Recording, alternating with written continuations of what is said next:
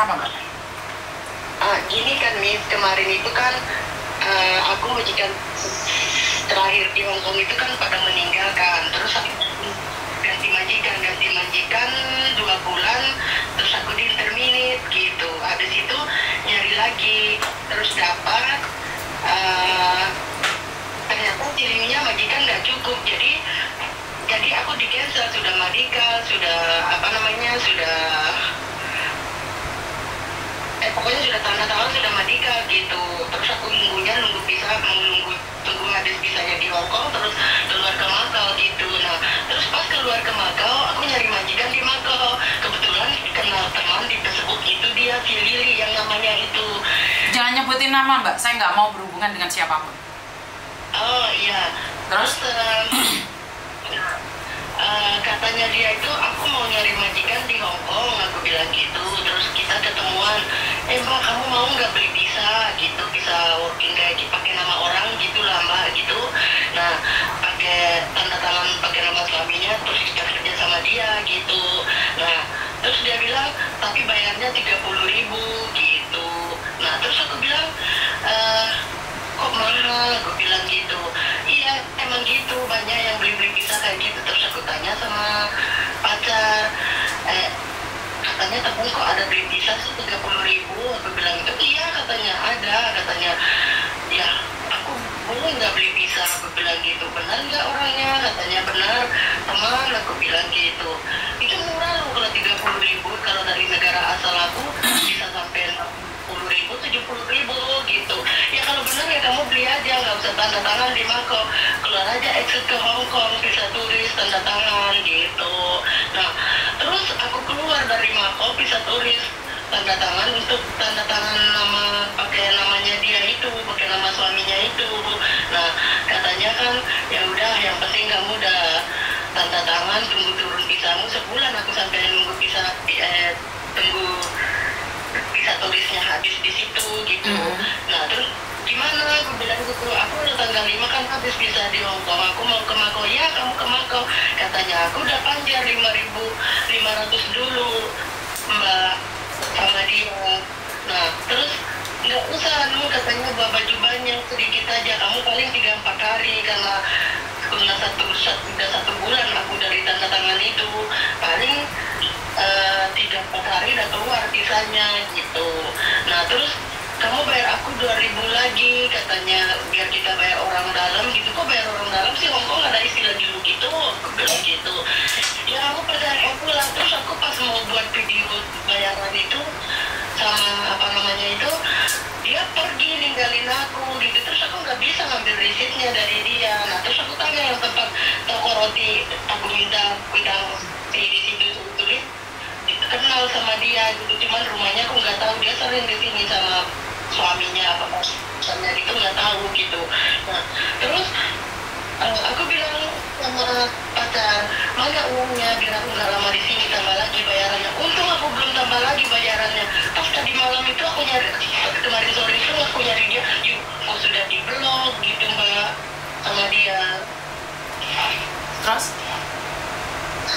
Terus aku minta tolong Mbak Juni, tolong viralin, biar, karena dia itu modusnya itu punya agent sendiri, nyari orang, tapi orang Filipina kayaknya yang banyak yang dicari itu Mbak.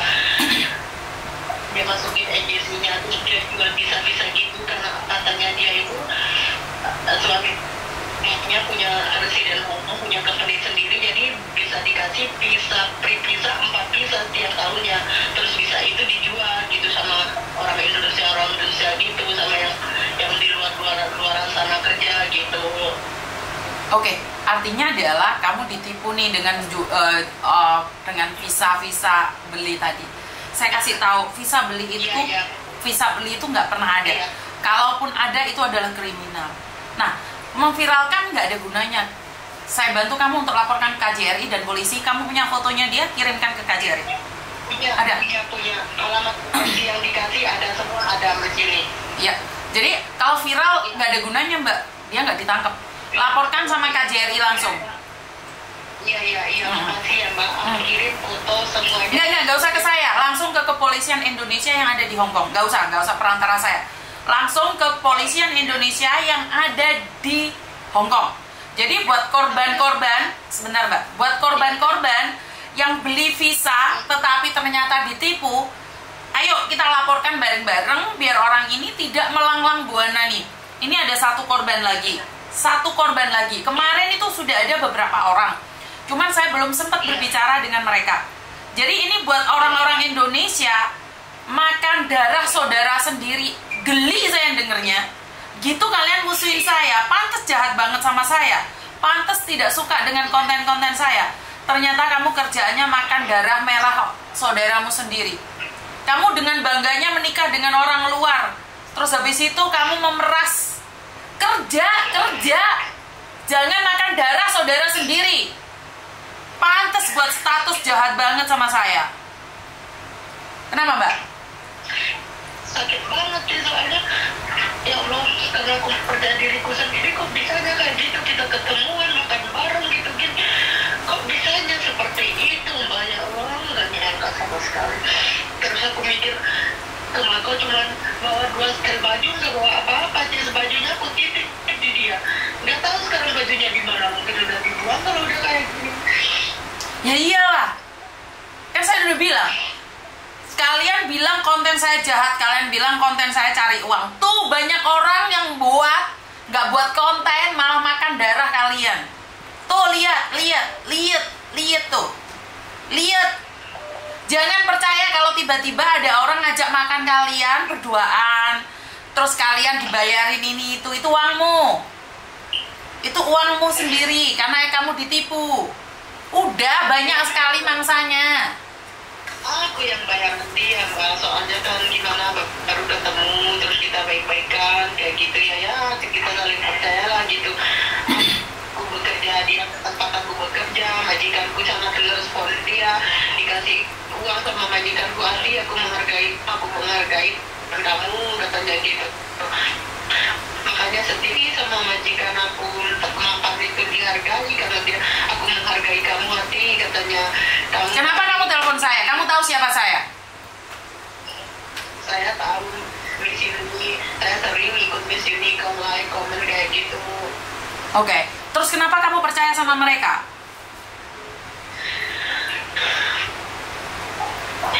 Kalau di konten-konten saya selalu bilang bahwa jangan pernah percaya sama orang lain.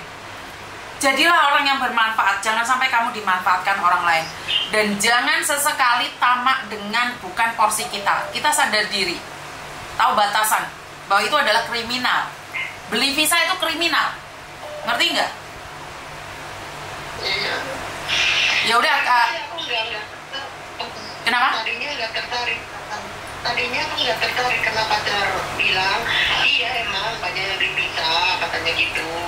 Jadi ya nggak apa-apa, katanya kamu bisa nggak dibohongi, ya beli aja, aku yang bayar gitu sama dia.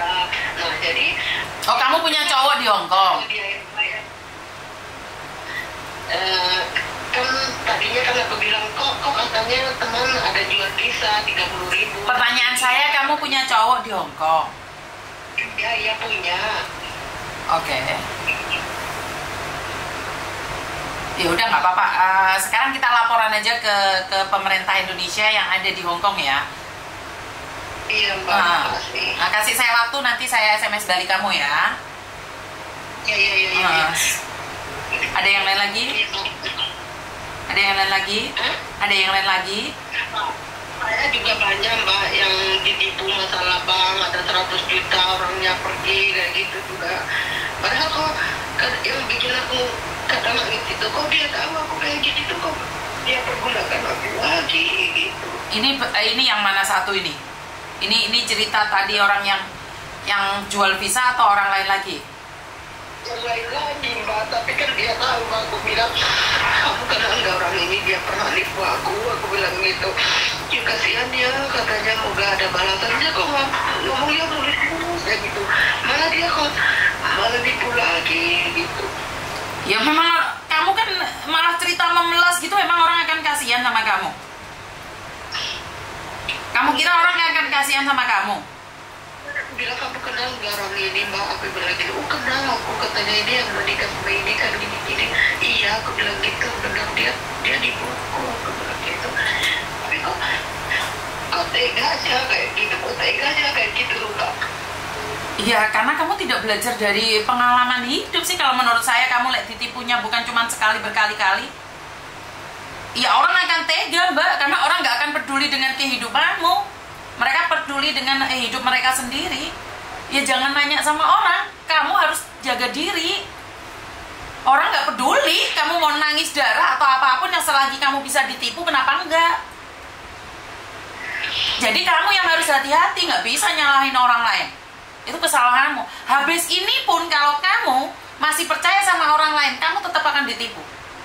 Apalagi kamu curhat di orang lain, kamu akan tetap ditipu. Mereka nggak peduli. Ini kan aku viralkan ya mbak di apa namanya di Facebook itu, terus ada yang komen, wah ini jahat orangnya gini-gini, terus ngimbong mbak. Itu si mbaknya itu katanya ada uang arisannya 14 juta di aku, katanya aku belum mau ngasih dia ribet orangnya karena dia nggak bayar 1.300 gitu. Terus aku bilang bayar 1.300 apa kita ya nggak aku bilang gitu. Makanya kan aku bilang, kalau kamu terus buat status, orang lainnya akan masuk, penipu-penipu dari Kamboja akan hadir. Mereka akan memanfaatkanmu, mbak, ini mbak dia punya uang sama aku belum ngeluarin ke dia, kamu transfer ke saya 1.000, nanti tak balikin uangnya. Hati-hati, di luar sana itu lagi dipantau. Bener nggak sih? Iya, kenapa kamu nggak potong uang 1.300 itu dari uangnya dia? Lo kenapa kamu minta aku nggak mau? Aku bilang gitu. Makanya cerdas. Harus cerdas. Aku di sini aja lah, aku bilang gitu biar dia tahu gitu yang dari dia. Semakin kamu cerita sama orang, kamu ditipu orang, itu orang akan semakin banyak mencari kamu.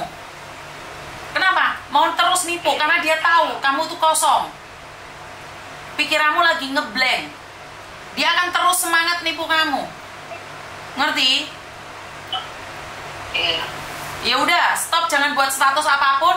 Kita bergerak lewat polisi dan juga polisi Hong Kong dan juga polisi Indonesia. Kita bisa kok ngelaporin orang. Ngerti? Iya. Mbak, makasih Pak. Oke, bye-bye.